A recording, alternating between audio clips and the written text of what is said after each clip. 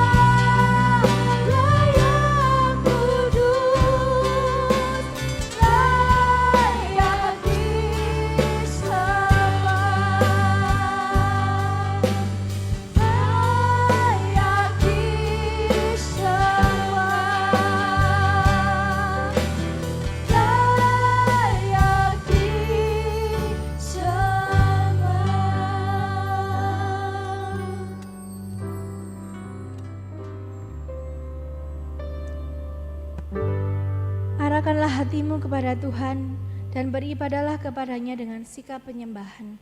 Pertolongan kita adalah dalam nama Tuhan yang menjadikan langit dan bumi. Kasih karunia dan damai sejahtera dari Allah Bapa kita dan dari Tuhan Yesus Kristus menyertai kita. Amin.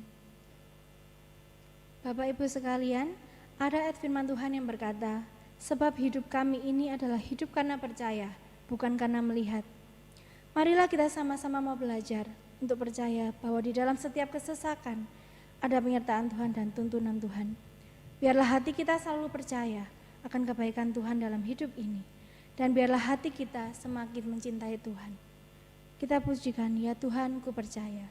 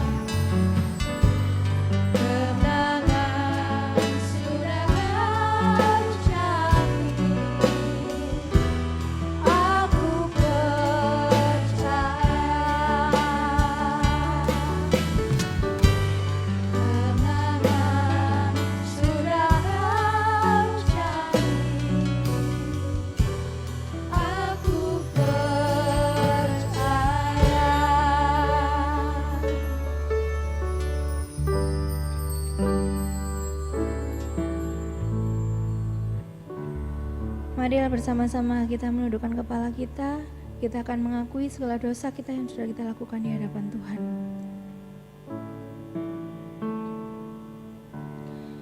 Tuhan, ini kami anak-Mu yang penuh dengan dosa. Kami tidak layak ya Tuhan, tapi Engkau melayakkan kami. Ampunilah kami ya Tuhan untuk segala kesalahan kami. Kami berdoa supaya kasih-Mu terus memenuhi hati dan pikiran kami. Tolong kami supaya kami terus mengalaminya dalam hidup kami. Bukalah selubung yang menghalangi kami ya Tuhan untuk menyadari kehadiran-Mu dalam hidup kami. Ya Tuhan, Engkau tidak pernah jauh. Engkau adalah Tuhan yang terlalu dekat buat kami. Biar kami selalu menyadari ya Tuhan, bahwa Engkau selalu ada dimanapun kami ada. Sehingga kami selalu hidup dalam jalan kebenaran-Mu. Terima kasih ya Tuhan Yesus, kami menyerahkan doa ini di dalam satu nama-Mu saja, Tuhan Yesus Kristus kami berdoa. Amin. Dengarkanlah berita anugerah yang terambil dari Mazmur 103 ayat yang ketiga. Dia yang mengampuni segala kesalahanmu, yang menyembuhkan segala penyakitmu. Dan bagi setiap orang percaya yang telah mengaku dosanya, dengarkanlah petunjuk hidup baru yang terambil dari 1 Timotius 4 ayat yang ke-12. Jangan seorang pun menganggap engkau rendah karena engkau muda. Jadilah teladan bagi orang-orang percaya dalam perkataanmu, dalam tingkah lakumu, dalam kasihmu, dalam kesetiaanmu, dan dalam kesucianmu. Marilah sebagai orang-orang percaya kita mau sama-sama meninggikan Tuhan kita Yesus Kristus untuk segala berkat-berkat-Nya. Kita pujikan dengan sorak-sorai sebab hanya Dialah yang layak dipuji. Kita pujikan Allah ditinggikan dengan sorak-sorai.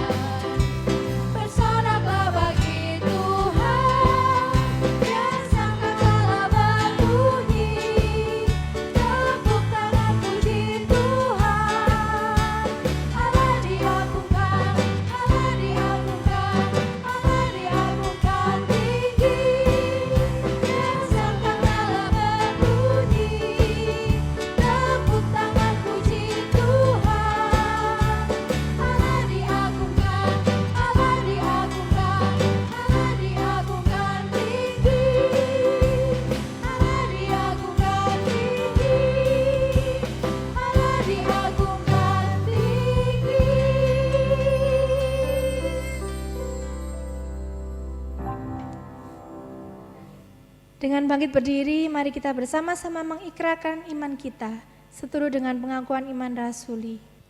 Pengakuan iman rasuli, aku percaya kepada Allah, Bapa yang Maha Kuasa, Khalik langit dan bumi, dan kepada Yesus Kristus, Anaknya yang tunggal Tuhan kita, yang dikandung dari Roh Kudus, lahir dari anak darah Maria, yang menderita sengsara, di bawah pemerintahan Pontius Pilatus, disalibkan, mati dan dikuburkan, turun ke dalam kerajaan maut, pada hari yang ketiga, bangkit pula dari antara orang mati, naik ke surga, duduk di sebelah kanan Allah, Bapa yang Maha Kuasa, dan dari sana Ia akan datang untuk menghakimi orang yang hidup dan yang mati.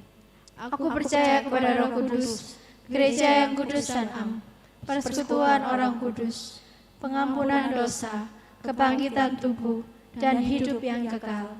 Amin. Jemaat dipersilakan untuk duduk kembali. Mari kita mempersiapkan hati kita untuk mendengarkan firman-Nya yang akan disampaikan oleh Evangelis Lisa. Namun sebelumnya kita angkat satu pujian, kita pujikan, Yesus kau sungguh baik.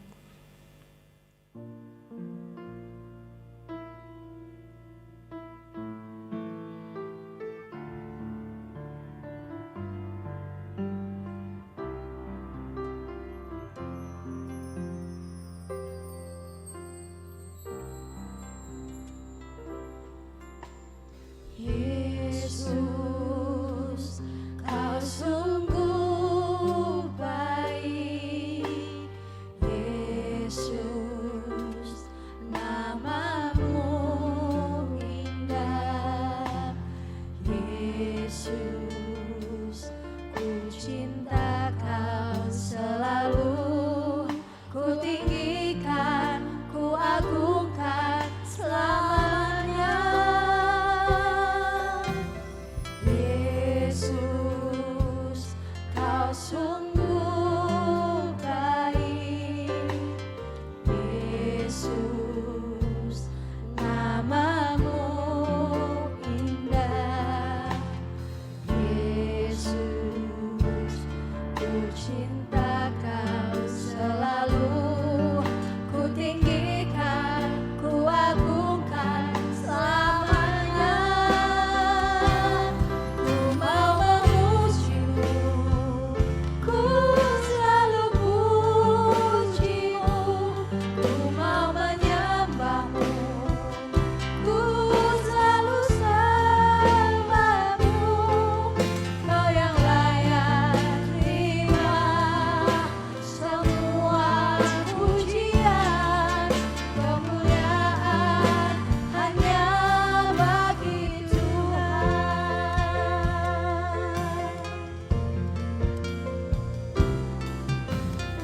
Yesus, kau sungguh baik. Yesus, namamu indah. Yesus, ku cinta kau selalu. Ku tinggikan, ku agungkan selamanya. Ku mau memujimu, ku selalu pujimu. Ku mau menyembahmu, ku selalu sembahmu. Kau yang layak terima semua pujian, kemuliaan hanya bagi Tuhan. Ku mau memujimu, ku selalu pujimu. Ku mau menyembahmu, ku selalu sembahmu. Kau yang layak terima semua pujian, kemuliaan hanya bagi Tuhan. Kemuliaan hanya bagi Tuhan. Kemuliaan hanya bagi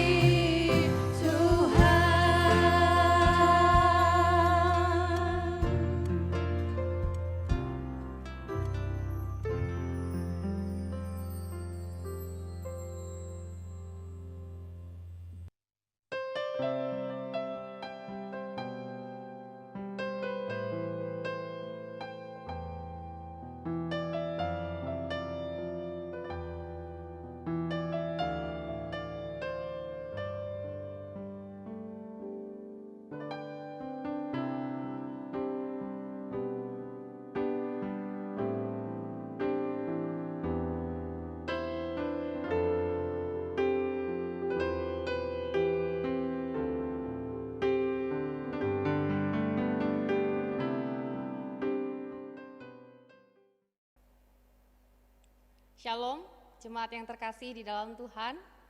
Mari sebelum kita mendengarkan firman Tuhan, kita mau berdoa terlebih dahulu. Tuhan, kami datang kepadamu pada saat ini Kami mempersiapkan hati kami untuk kami boleh mendengarkan akan kebenaran firman-Mu. Berkati setiap kami ya Tuhan, dan berbicaralah Engkau kepada setiap kami. Kami anak-anak-Mu telah siap untuk mendengarkan sabda-Mu. Di dalam nama Tuhan Yesus kami berdoa, kami mengucap syukur. Amin. Bapak Ibu Saudara, pernahkah setiap kita mendengar sebuah pepatah yang mengatakan bahwa buah jatuh tidak jauh dari pohonnya? Pernahkah Bapak Ibu Saudara? Yang memiliki arti bahwa apa yang diperbuat oleh anak pasti tidak jauh berbeda dengan apa yang pernah atau yang sudah dilakukan oleh ayahnya. Biasa orang katakan, kalau bapaknya ini jahat ya, suka mabuk ya, suka judi, anaknya pasti nggak akan jauh beda, akan nurun. Kalau emaknya ini suka marah-marah, maka tidak menutup kemungkinan anaknya akan menjadi seorang yang pemarah. Bagaimana pendapat kita tentang hal ini, Bapak Ibu Saudara? Mungkin alasan ini bisa masuk akal.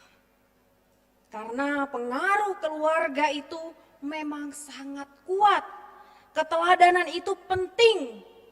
Tetapi jika kita tidak memiliki keteladanan yang baik, itu bukanlah satu alasan untuk kita tidak melakukan sesuatu yang baik, untuk bisa melakukan sesuatu yang dapat berdampak secara positif untuk orang-orang di sekitar kita. Dan hari ini Bapak Ibu Saudara, saya mau mengajak kita belajar dari kehidupan Hizkia. Bapak Ibu Saudara boleh lihat di slide. Kalau kita lihat ayahnya Hizkia, yaitu Ahaz, Alkitab mencatat bahwa dia adalah seorang raja yang tidak berkenan di hadapan Tuhan. Karena dia selalu melakukan hal-hal yang jahat, sehingga Tuhan tidak berkenan atasnya. Lebih jauh lagi kita lihat kehidupan ayahnya Ahaz, yaitu Yotam. Dia adalah seorang yang baik. Dia adalah seorang yang berkenan di hadapan Tuhan. Lalu bagaimana dengan kehidupan Hizkia, Bapak Ibu Saudara? Mari kita buka Alkitab kita di dalam 2 Raja-Raja 18. Tapi hari ini saya hanya akan membaca ayat 2, 3, dan ayat yang kelima. Firman Tuhan berkata, ia berumur 25 tahun pada waktu ia menjadi raja. Dan 29 tahun lamanya ia memerintah di Yerusalem. Nama ibunya ialah Abi, anak Zakaria, yang melakukan apa yang benar di mata Tuhan, tepat seperti yang dilakukan Daud bapa leluhurnya. Ayat yang kelima, ia percaya kepada Tuhan Allah Israel, dan di antara semua raja-raja Yehuda, baik yang sesudah dia maupun yang sebelumnya, tidak ada lagi yang sama seperti dia. Bapak Ibu Saudara, saya mengajak kita melihat perbedaan antara Hizkia dengan ayahnya si Ahaz.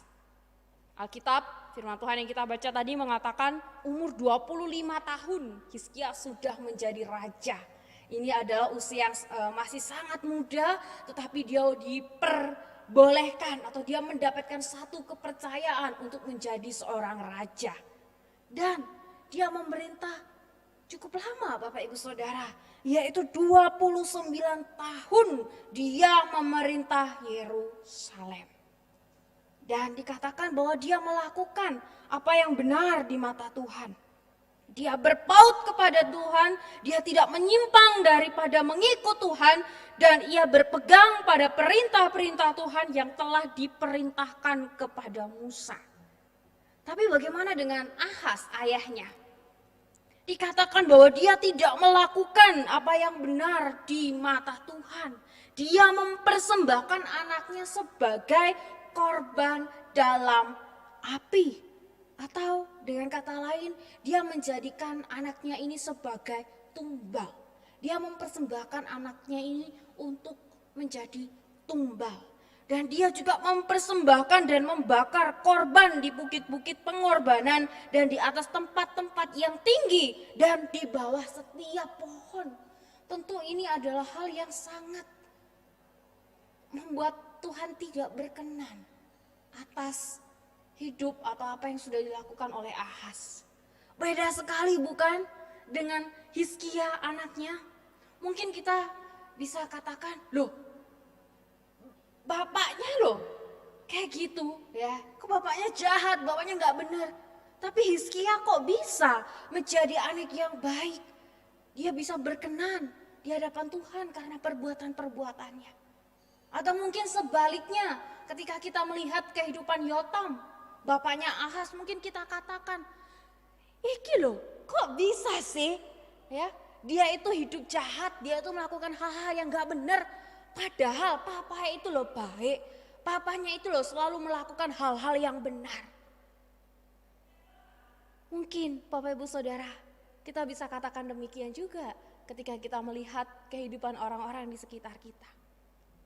Tapi dengan demikian Bapak Ibu Saudara, saya mau katakan bahwa lingkungan kita tidak 100% membuat kita ini terkurung. Kita bisa melakukan banyak hal yang baik walaupun lingkungan kita ini tidak baik, bahkan tidak mendukung sama sekali. Sama halnya kalau kita melihat bagaimana Eunike mendidik Timotius. Kita tahu ya Bapak Ibu Saudara, suami dari Eunike adalah orang yang bukan orang yang saleh menurut Yahudi, tetapi Eunike di sini terus berjuang, terus bertekun di dalam mendidik Timotius sesuai dengan kebenaran firman Tuhan. Hingga pada akhirnya Timotius menjadi salah satu anak rohani Paulus. Jadi Bapak Ibu Saudara, pada akhirnya dengan pertolongan dan anugerah Tuhan, keputusan itu ada di tangan kita. Keputusan itu ada di tanganmu. Ikut Tuhan itu adalah keputusan pribadi. Dan bertobat juga keputusan pribadi. Taat pada Tuhan itu juga keputusan pribadi. Keputusan yang benar akan membawa berkat besar dalam kehidupan kita. Tetapi keputusan yang salah akan membawa hukuman atas hidup kita. Tentunya kita membutuhkan pertolongan Tuhan di dalam hal ini. Sekali lagi saya mau katakan Bapak Ibu Saudara, lingkungan tidak 100% mempengaruhi kita. Tapi kalau lingkungan itu bisa mendukung kita, itu akan jauh lebih baik untuk kita dapat memenuhi panggilan Tuhan. Tapi kalau tidak, itu bukanlah satu penghalang, itu bukanlah satu alasan untuk kita tidak berkarya, untuk kita tidak melakukan sesuatu. Jadi mari kita lihat apa yang dilakukan oleh Hizkia di tengah lingkungan yang tidak mendukungnya untuk berkarya, untuk menjadi manusia yang berguna dan memberikan dampak positif untuk orang-orang di sekitarnya. Kita lihat, yang pertama yang dilakukan oleh Hizkia adalah menyucikan Yehuda dari penyembahan berhala. Bapak Ibu Saudara, Hizkialah yang menjauhkan bukit-bukit pengorbanan dan dialah yang menghancurkan tugu-tugu berhala. Dia menebang tiang-tiang berhala dan ular tembaga yang dibuat oleh Musa yang pada waktu itu disebut Nehustan. Karena pada waktu itu orang-orang Israel masih membakar korban bakaran untuknya. Hizkia tahu Bapak Ibu Saudara bahwa hal itu tidak benar. Dan Hizkia juga tidak takut, dia tidak gentar untuk menyatakan kebenaran di tengah orang-orang yang menentang kebenaran. Di tengah usianya masih sangat muda, di tengah situasi yang sepertinya tidak mungkin, tetapi dia mau lakukan itu. Karya yang kedua adalah dia membangun kembali ibadah yang murni kepada Tuhan. Dia lakukan ini pada awal-awal dia memerintah Bapak Ibu Saudara. Di bulan pertama, Hizkia membuka pintu-pintu rumah Tuhan dan memperbaikinya. Hizkia juga meminta agar para imam dan orang Lewi menguduskan rumah Tuhan. Sebab nenek moyang mereka telah berubah setia kepada Allah. Atau dapat dikatakan mereka sudah tidak lagi setia kepada Allah. Hizkia berjuang untuk hal ini Bapak Ibu Saudara. Karena ini bukanlah satu hal yang mudah untuk dia lakukan, untuk dia kerjakan. Dia diperhadapkan dengan orang-orang yang hatinya sudah jauh dari Tuhan. Siapa yang bisa mengubah hati seseorang Bapak Ibu Saudara kalau bukan Tuhan? Sehingga dia terus berjuang dan dia terus mengandalkan Tuhan. Memohon Tuhan berbelas kasih kepada setiap mereka. Dia berjuang untuk terus membangun ibadah yang murni untuk Tuhan. Dan yang ketiga adalah dia membangun ibadah yang kudus dan penuh kerinduan. Hizkia melakukan penyucian terhadap rumah Tuhan dengan satu maksud, yaitu mengikat perjanjian dengan Tuhan supaya murka yang menyala-nyala itu undur dari mereka.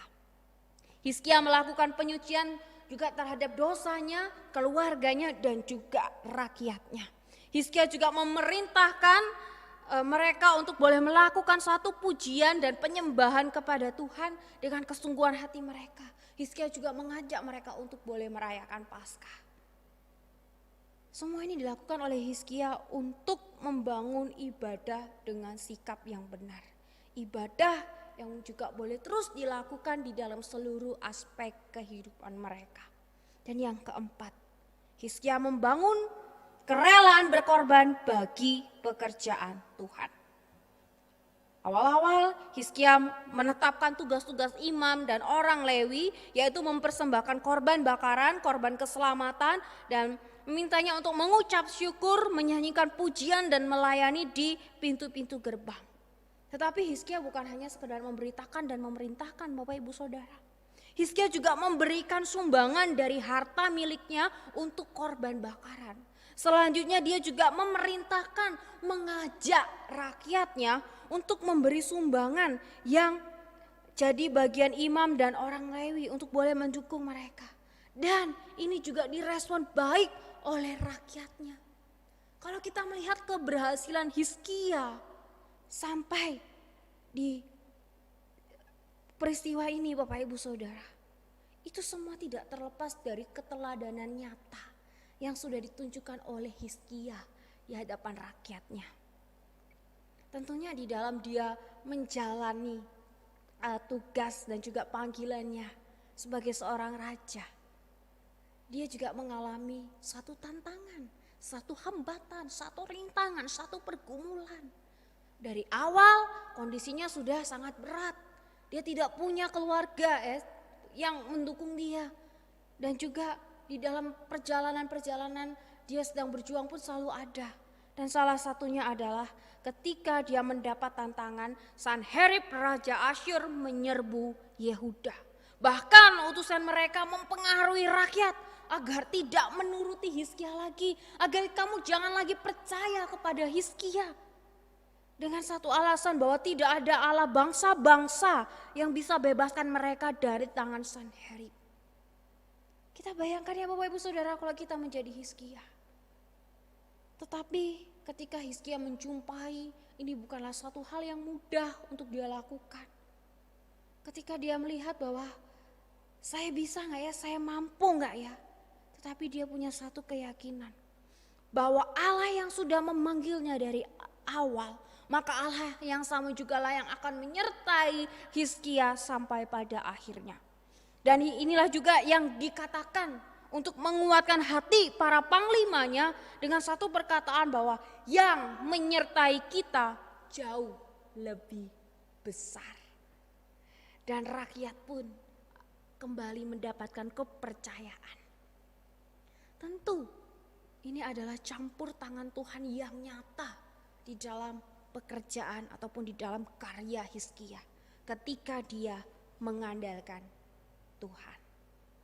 Bapak Ibu Saudara, kita lihat Hizkia punya ayah yang juga mantan raja, yang perbuatannya tidak berkenan di hadapan Tuhan karena banyak sekali melakukan kejahatan demi kejahatan. Tetapi Hizkia menjadi anak yang takut akan Tuhan.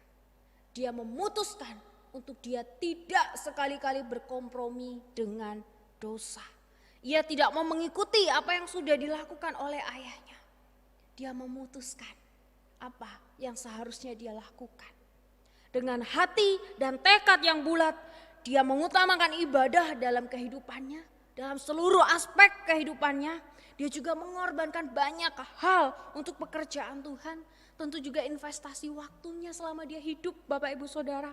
Dan tentunya dalam semua yang dia lakukan, Hizkia selalu melibatkan Tuhan.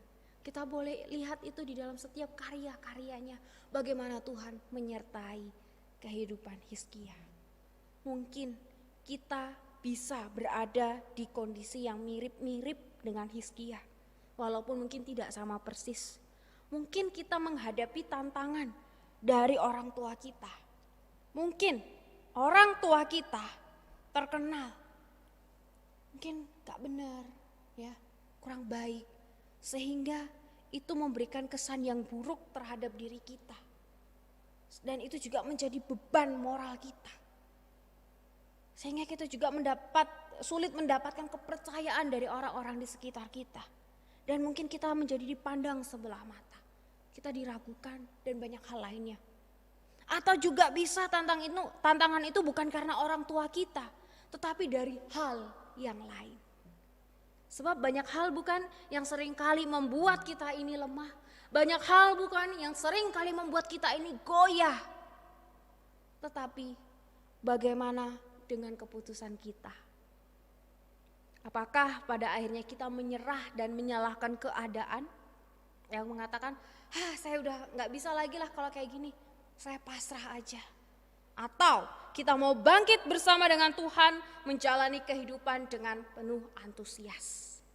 Kiranya kita, anak-anak Tuhan, boleh bangkit dan dengan mohon pertolongan Tuhan, melakukan apa yang bisa kita lakukan, mengerjakan apa yang masih bisa kita kerjakan dengan pikiran kita, kepintaran kita, dengan talenta kita, dengan harta kita, dengan apapun yang saat ini Tuhan percayakan kepada kita, untuk kita boleh berkarya, melanjutkan karya Allah di dalam dunia ini, baik di dalam pekerjaanmu, dalam studimu, dan juga di dalam pelayananmu, dalam seluruh aspek kehidupan kita.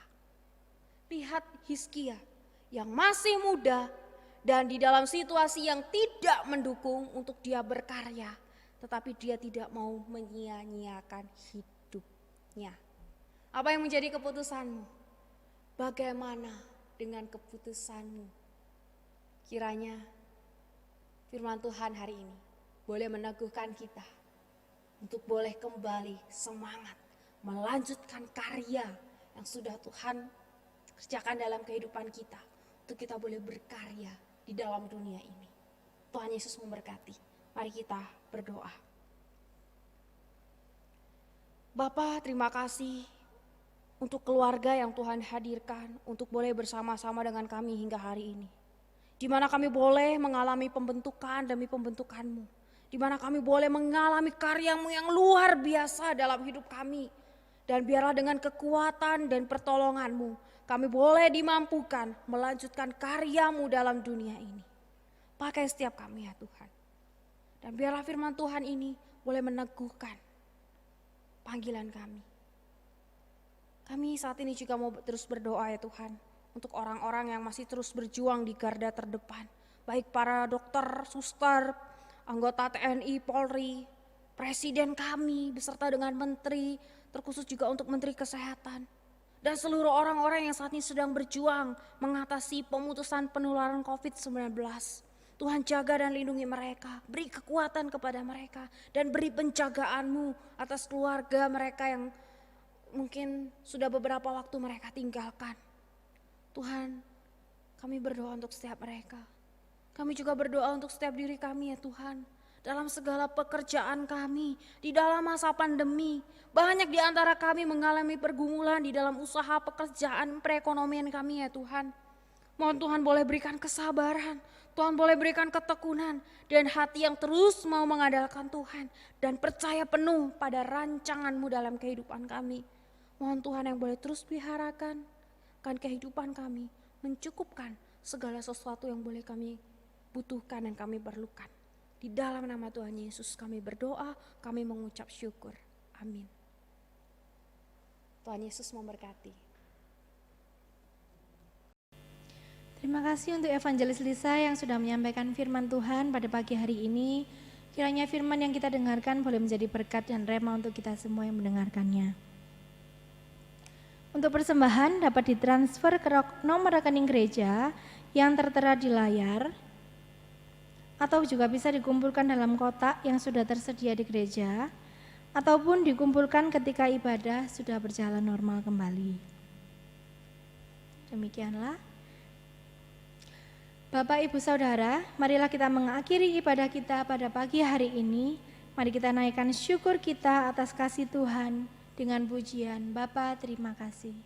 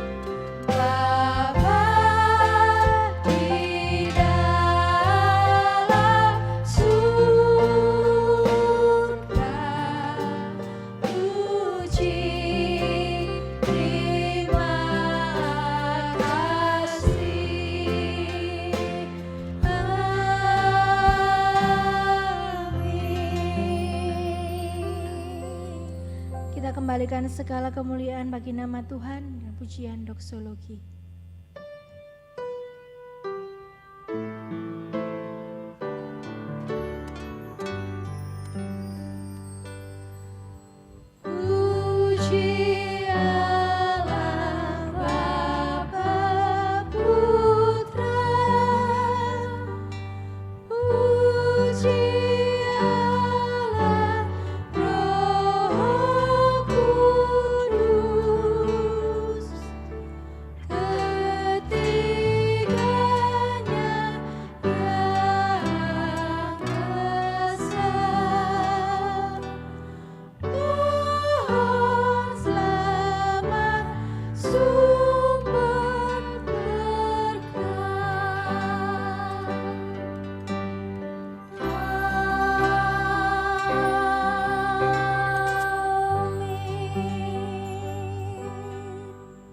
Bapak, Ibu, Saudara yang terkasih di dalam Tuhan, marilah kita mengakhiri ibadah kita pada hari ini dan pulanglah dengan membawa berkat daripada Tuhan.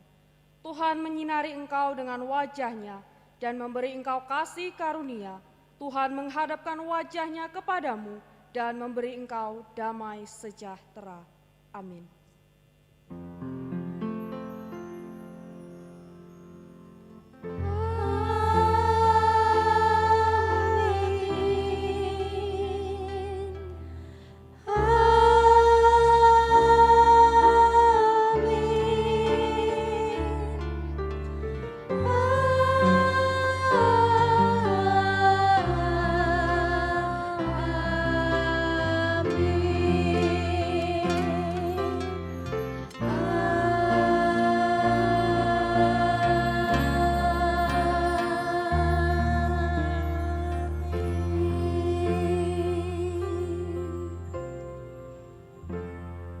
Ibadah selesai, selamat hari Minggu, Tuhan Yesus memberkati.